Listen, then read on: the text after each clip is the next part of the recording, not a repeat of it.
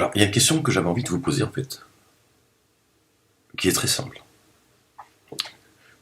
Quand vous assistez voilà, à un prêche, que ce soit dans une église ou dans une synagogue, le curé, il a la Bible entre les mains. Elle est posée sur le pupitre, il choisit le chapitre qu'il veut lire, et il le lit. Et il parle à ses disciples. Dans la synagogue, le rabbin, il a les rouleaux de la Torah. Il choisit le chapitre qu'il a envie, il le lit, et il fait son discours. Et le musulman, l'imam, il a rien dans les mains en fait. Vous voyez, c'est très révélateur en fait. Il suffit d'être observateur, de regarder les signes de Dieu. L'imam, il a son bâton à la main, à part gueuler, voilà, c'est tout. Et bien sûr, c'est du Bukhari, du Muslim pendant tout le prêche.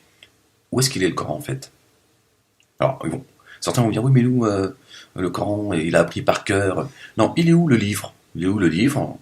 Ne serait-ce que par le symbole. Il est où le livre d'Allah, subhanahu wa ta'ala? Et donc, vous voyez, il y a quelque chose d'assez frappant dans toutes les mosquées. Vous demandez à n'importe quel musulman au monde,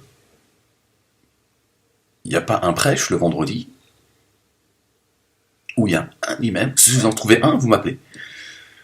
Il a le Coran à la main. C'est très significatif, c'est très révélateur du rapport qu'ont les musulmans avec le Coran. Il n'y en a pas en fait. Et ils vont manger du Bukhari et du Muslim. Et Dieu, ils vont parler de Dieu comme ça parce qu'à un moment donné, il faut bien qu'ils en parlent. Mais c'est Bukhari, voilà le rapport que les musulmans ont avec le livre. Alors comment voulez-vous que leurs disciples à la maison ouvrent le livre quand toi, ton cerveau, il enregistre un discours tout au long de l'année, pendant toute ton enfance, pendant 30 ans, un imam, tu l'as jamais vu avec un Coran à la main. Alors évidemment, c'est une religion du spectacle. Alors avoir un Coran à la main, ça veut dire quoi? Oh tiens, il connaît pas le Coran. C'est bizarre, il a le Coran à la main. C'est ça en fait. Tiens, parce que tout est spectacle. Il faut que tu montres que tu connais le Coran par cœur. Tu n'as pas besoin du livre. Tiens. Alors tu prêches en français et tu parles toujours en arabe. Tu vois, ça fait bien. Ça donne un côté, tu vois. C'est comme quand tu tiens un discours, tu y mets des mots scientifiques. Il y a quand même le mot, il est bon, quand même, ouais, non, wow. C'est la même chose en fait. Tiens, ça impressionne la jeunesse. Mais c'est vrai que c'est c'est très frappant de voir que c'est vrai, ne serait-ce que pour le symbole, le Coran il est jamais entre les mains de ces. Ou alors quand ils font une conférence, tu l'as à côté, ça fait bien. Tu vois, il y a une bibliothèque derrière, tu vois, ça fait, tu vois.